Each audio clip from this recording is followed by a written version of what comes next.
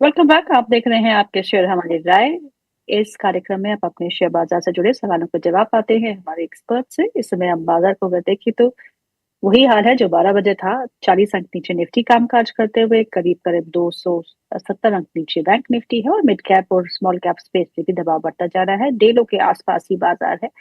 एफएड की बैठक का इंतजार जो आज का आपका ट्रिगर बन सकता है। लेकिन इस मार्केट में आपको क्या करना चाहिए और अब जितने भी आपके सवाल है उनके जवाब देने के लिए हमारे साथ बहुत ही खास मेहमान जुड़ चुके हैं। मिस्टर प्रशांत आपसे, ये senior vice president research at Mehta equities. आपका बहुत बहुत स्वागत है प्रशांत कार्यक्रम। Good afternoon ma'am. Prashant, Nifty को देखते हुए क्या लगता है आपको? यहाँ पे कहीं बेस बनना चाहिए या आपको लगता है कि अगर ये लेवल्स टूटते हैं तो नीचे के लेवल्स हावी हो सकते हैं? आई थिंक मार्केट्स अगर टेक्निकल लेवल्स पे देखते हैं तो एक मेक और ब्रेक लेवल के आसपास खड़ा है। ब्रेक बिलो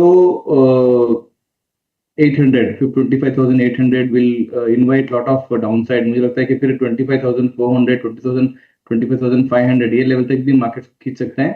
अगर मेक करता है तो दो चीजें हैं। एक तो आज शाम को जो फेड के जो स्टेटमेंट्स रहेंगे या इंटरेस्ट रेट कट के ऊपर जो कमेंट्स रहेंगे वो थोड़ा सा मार्केट्स में थोड़ा पुल बैक ला सकता है। सेकंड, वीकेंड के अंदर अगर कोई भी बड़े हेडलाइंस बनते हैं यूएस और इंडिया के ट्रेड डील के ऊपर, because they are started talking each other. Russia का मीटिंग लास्ट वीक हो चुका है और ये वीक में यूएस का अगर हो चुका है तो आई थिंक गवर्नमेंट ने भी कुछ बड़े अनाउंसमेंट किए नहीं है post Putin visit to India. I think government is also waiting for a final clearance from the India US administrative officers। मुझे लगता है कि दो बड़े ट्रिगर से शायद ये वीकेंड में या अगले वीक में आ सकते हैं। बट अगेन अगर ये जो होप्स है वो होप्स अगर क्लियर होते नहीं है तो I think we are heading towards 25,400 25,600। Bank Nifty जो सपोर्ट कर रहा था वो भी आज नीचे है, लेकिन रिलायंस इंडस्ट्रीज अभी भी खड़ा हुआ है। एक ही स्टॉक जो अभी निफ्टी को कुछ सहारा दिए हुए है। रिलायंस को 1537 पे आप क्या सलाह देंगे? आई थिंक अगर लास्ट कैप में कोई एक डिफेंसिव मतलब लो रिस्क स्टॉक अगर लेना है, ट्रेड ही करना है, तो I think Reliance can be fun stock one should focus on. Reliance और एसबीआई दोनों मुझे अच्छे लगते हैं। डाउनसाइड लिमिटेड है, अपसाइड भी लिमिटेड है, बट ठीक है, यहाँ से 30-40 रुपए का मोमेंटम तो एक ट्रेडिंग अपॉर्चुनिटी मिल सकता है। बट अगर मेक और ब्रेक का लेवल अगर निफ्टी को देखते हैं तो आई थिंक रिलायंस अगर बीइंग हाई वेटेज वो भी मेक और ब्रेक के लेवल के आसपास ही खड़ा है। करेक्ट। चलिए, सवाल जवाब का सिलसिला शुरू करते हैं। हमारे फर्स्ट व्यूअर है अनुज सिंह। वो पूछते हैं वेदांता के बारे में। वेदांता के उनके पास शेयर है जो 501 शेयर है, 266 के भाव पे खरीदे हैं। 1 साल तक और रुक सकते हैं। आपसे टारगेट मांग रहे हैं और पूछते हैं क्या मैं रुकूं या फिर मुनाफा वसूल लूं? ऑब्वियसली देखो, जिस तरीके से एक साल में जो ऑलमोस्ट आपने डबल कर लिया आपके कॉस्ट ऑफ बाइंग से, और अगले एक साल में जो बड़े ट्रिगर्स है वो डीमर्जर का है। आई थिंक वो परमिशन तो मिल चुके हैं, अभी बस थिंग्स हैज टू प्रोसेस। मेरे हिसाब से तो रखना चाहिए। You have to enjoy the demerger process. आपको एक कंपनी के बदले में 5 कंपनियां मिलने वाली हैं और 5 कंपनी में कोई ना एक कंपनी ऐसा रहेगा जहाँ पे अनिल जी मुझे लगता है कि थोड़ा सा उसको सेल आउट करके उनका डेट जो है वो कॉस्ट रिकवरी करने की कोशिश करेंगे। तो अगले 6 महीने में I am expecting demerger process to reward the share holders. अगर डीमर्जर होता भी नहीं है तो मुझे लगता है 600 तक तो स्टॉक जाना चाहिए, और एक बार उससे पहले डीमर्जर होता है तो I think you will have a good value unlocking as a share holder. So I recommend him to hold the stock and then enjoy the demerger valuations. Okay. अगला सवाल जो है वो अनूप का है। वो पूछते हैं अदानी पोर्ट्स के बारे में। उनके पास अदानी पोर्ट्स के शेयर है जो उन्होंने 1,519 रुपए प्रति शेयर के हिसाब से खरीदे हैं।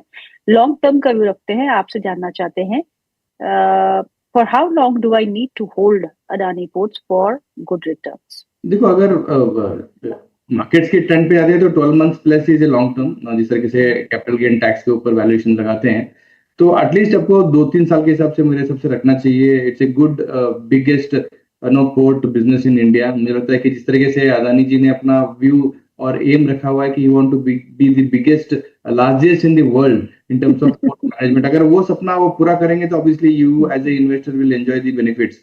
So how long? I think until unless you don't need a risky money to exit this stock, उसको होल्ड कीजिए। एटलीस्ट 3 साल तो मेरे हिसाब से यहाँ पे रखना चाहिए। That can be A doubler from the current levels.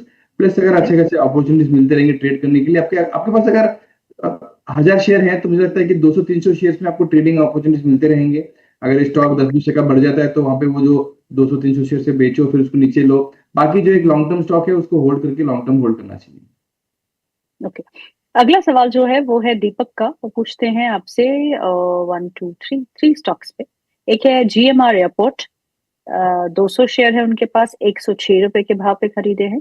दूसरा है गेल गैस अथॉरिटी, 100 शेयर्स एट 175। और तीसरा है DCB बैंक, 150 शेयर्स एट 175। इन तीनों ही स्टॉक्स पे आपकी रणनीति, आपका सजेशन क्या हो? देखो, let me take gas first, GAIL का जिस तरीके से हम्म। ग्लोबल गैस प्राइसेस नो भागे हैं, ऑलमोस्ट 20-25% राइज हो चुका है gas prices, which is indirectly giving lot of pressure for GAIL business model.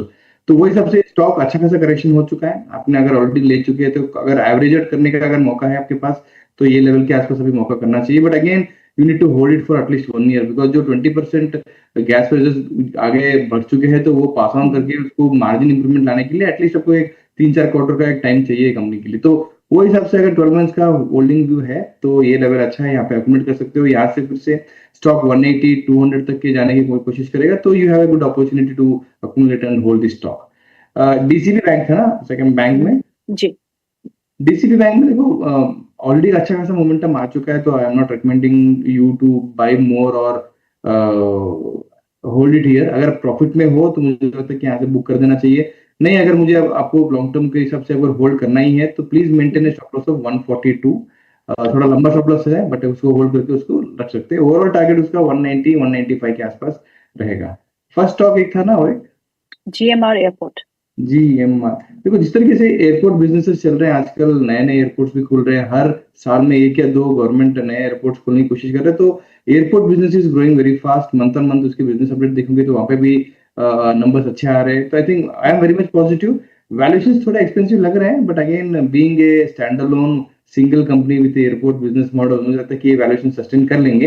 अगर नंबर्स भी देखते हैं तो सितंबर के क्वार्टर भी अच्छे आए थे। I think one of the best quarter for airport, GMR airport was September to Q2। तो अगर यही जी। मेंटेन करेंगे तो I am very much bullish. Cost plus profit मतलब 112-115 रहेगा ट्रेडिंग प्रॉफिट के आसपास। ओके, अगला सवाल जो है वो है जतिन का। वो पूछते हैं ONGC के बारे में। ONGC के 300 शेयर है जो उन्होंने 189 रुपीज में लिया है, 1 साल हो चुका है। और टाटा स्टील के 500 शेयर है जो उन्होंने 174 के भाव पे लिया है। आपसे जानना चाहते हैं आप क्या करें? देखो, टाटा स्टील फर्स्ट लेते हैं। मुझे लगता है कि टाटा स्टील, देखो कमोडिटी मेटल इंडस्ट्री में अच्छा खासा मोमेंटम है। मुझे लगता है Tata hmm. Steel at least 200 plus तो एक बार मोमेंटम आना चाहिए। But again keep a medium term to long term, short term में कुछ होने वाला नहीं है। शॉर्ट टर्म में मे बी 72-75 तक आ सकता है। अगर वहां हम्म। पे आपको प्रॉफिट बुकिंग करना है तो कर सकते हो, but my view is at least 200 तक आने के लिए वेट कीजिए। 6 months to 12 months, if the metal sector does well as it is doing right now, मुझे लगता है कि हम्म। वो हवा आ जाना चाहिए। And hmm. First question was ONGC। ONGC ONGC। ONGC एक ऐसा स्टॉक है जहाँ पे मोमेंटम बहुत ही स्लो और बहुत ही कंजर्वेटिव मोमेंटम रहेगा। जिस तरीके से पूरे साल देखते हैं तो ये स्टॉक 2-3 बार अच्छे खासे मोमेंटम आ जाते हैं फिर नीचे आ जाता है। तो I am not so bullish on the ONGC considering the oil and gas sector right now. Best momentum आएगा एक बार ये 200 DMA के ऊपर क्लोजिंग करता है, विच इज 244-245। इसके ऊपर मोमेंटम क्लोजिंग आएगा तो मुझे लगता है 260 तक जा सकता है। वो टाइम पे आपको अगर प्रॉफिट बन रहा है तो यहाँ पे एग्जिट कर देना चाहिए। ओके, अगला सवाल जो है वो नाम नहीं लिखा, स्माइल प्रे करके उनका हैंडल है। वो पूछते हैं please recommend best 5 stocks for 2026 from non banking, non metal sector. बड़ी स्पेसिफिक सी चॉइस है। Non banking, non metal sector से 5 ऐसे स्टॉक जो आप 2026 के लिए रेकमेंड करेंगे। देखो, उन्होंने नॉन बैंकिंग नॉन मेटल बोला है बट इनडायरेक्टली उसको मैं इंक्लूड करने की कोशिश करूंगा। Better to buy HDFC AMC। उनके AMC में तो मेटल भी आ जाएंगे, सब भी आ जाएंगे, इनडायरेक्टली होल्डिंग हो ही जाएगा। जी। तो I am very much bullish on AMC as a business. जिस तरीके से ओके। ICICI का प्रोडेंशियल का AMC आ रहा है, that AMC IPO is very expensive. अगर वो एक्सपेंसिव मांग रहे हैं तो ये जो बड़े दिग्गज ऑलरेडी लिस्टेड हैं, UTI हो, कैन बैंक हो, HDFC हो, तो HDFC is the biggest in terms of AUM again. तो मुझे लगता है कि HDFC AMC ये लेवल पे लेना चाहिए। I think okay. 2600 के आसपास ट्रेड कर रहा है। 200-300 रुपए का तो मोमेंटम मैं वेरी शॉर्ट टर्म के आसपास बता रहा हूँ। और अगर आपको डिसेंट रिटर्न भी चाहिए साल भर के हिसाब से, लॉन्ग टर्म के हिसाब से, तो I think HDFC AMC can be one stock. Second stock would be again, मतलब you have made me so crispy कि आपको ये सेक्टर्स रखना ही नहीं है, ये सेक्टर्स लेना भी नहीं है। Polycab can be another stock again. So indirectly ये स्टील और वायर आ ही जाते हैं उसके अंदर। But Polycab can be a good story going forward. मुझे लगता है कि जिस तरीके से रियल एस्टेट प्ले आगे 1 साल के लिए अच्छा रहेगा considering the lowest interest scenario, तो Polycab can be a second stock one should focus more on. Again fourth would be, नाम में तो हमेशा एनबीएफसी आ जाते हैं मुंह पे, but Tata motor CV can be one stock again. It's a very good company at this point of time. Demerger होने के बाद मुझे लगता है कि अच्छा ट्रैक्शन जो है वो कमर्शियल व्हीकल्स पे ही ज्यादा मोमेंटम आ रहा है, और PV has his own challenges. तो टाटा मोटर कंज्यूमर व्हीकल्स जो हैं तो वो मुझे लग रहा है बेटर लग रहा है इस लेवल पे। तो this are the three stocks at this point of time I can focus and advise on.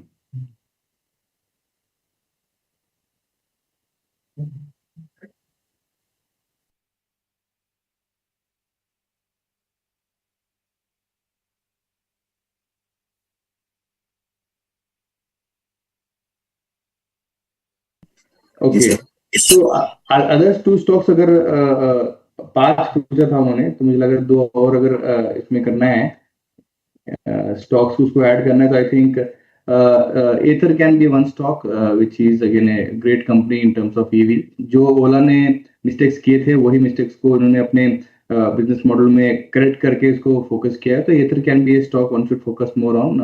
यहाँ से मुझे अच्छा लगता है 720 740 का टारगेट मुझे एथर में भी लगता है। और उसके बाद भी अगर कुछ लेना है तो रियल एस्टेट में भी आप ले सकते हो।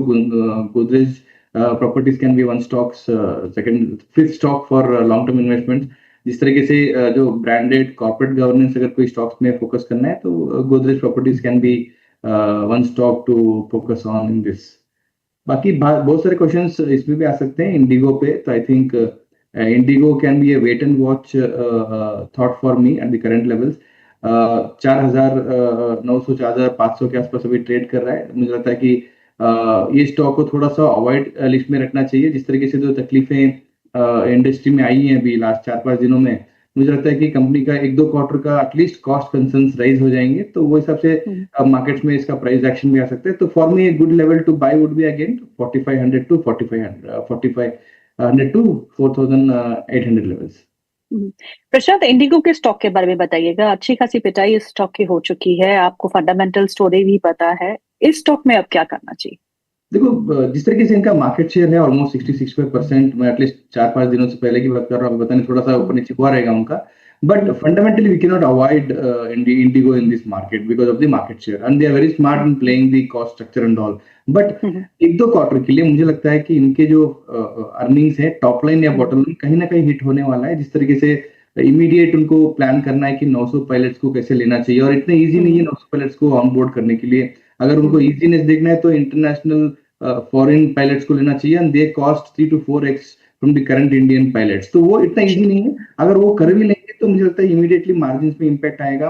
बट सेकंड चीज जो गवर्नमेंट ने आज सुबह उनको बोला है कि 10% ऑफ द फ्लीट उनको कम करना है। That was the initial stage. मुझे लगता है कि 20-25-30% तक उनको कम करना चाहिए, but on A initial stage उनको गवर्नमेंट ने 10% बोला हुआ है। तो अगर ये सब चीज करते हैं तो top line as well as bottom line, third quarter as well as the fourth quarter, ये तो इंपैक्ट आने वाला है। प्राइस में उतना करेक्शन आ चुका है, but I am there will be more wait and watch strategy for us. अगर स्टॉक 4500 के नीचे मिलता है, वहां पे शायद फर्स्ट राउंड ऑफ अक्यूमुलेशन करना चालू करना चाहिए। ओके, चलिए अगला सवाल ले लेते हैं। रविंदर जी का सवाल है, पूछते हैं वारे एनर्जीज के बारे में। वारे एनर्जीज पे के चार्ट्स क्या कहते हैं सर, क्या करना चाहिए? देखो, वारे एनर्जीज को चार्ट से ज्यादा आपको थोड़ा सा फंडामेंटल सोचना चाहिए। It's the biggest solar module manufacture in India right now. जिस तरीके से डिमांड और सप्लाई जा रहा है, तो there are lot of supply भी इन इंडिया राइट नाउ, तो डिमांड भी उतने हिसाब से ही चल रहा है। तो फॉर मी एक स्ट्रॉन्ग ग्रोथ मैं एक्सपेक्ट नहीं कर रहा हूँ सोलर इंडस्ट्री में, एंड ओवर प्रोडक्ट हो चुका है आज की तारीख में। Every 3 months there is 1 or 2 companies which are getting listed in the solar model manufacturing companies.